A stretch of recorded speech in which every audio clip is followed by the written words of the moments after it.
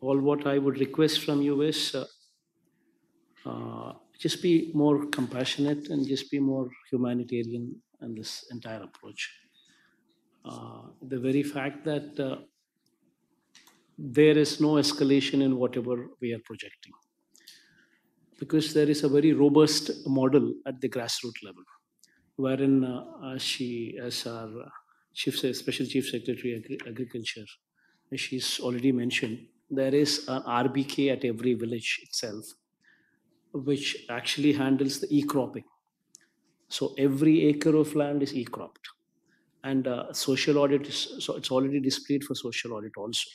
And every farmer is given a physical and a digital acknowledgement also on e-cropping. So wherever the damage is taken place, it is clearly marked through mapped with the e-cropping and also displayed for social audit at the RBK level itself. So this being the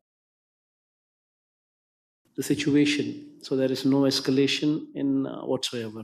Whatever is there, it is reality. Whatever damage that has taken place, and as our finance secretary, principal finance secretary, Mr. Rawat is also pointing out, the SDRF funds have depleted.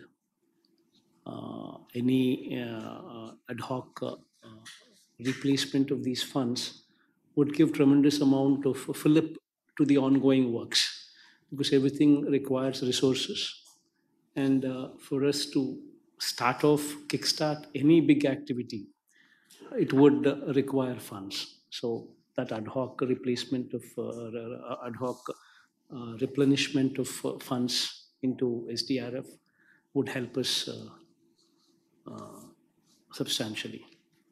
And coming back to suggestions that have been made by the central team in connection to the long-term measures that we are to be also considering this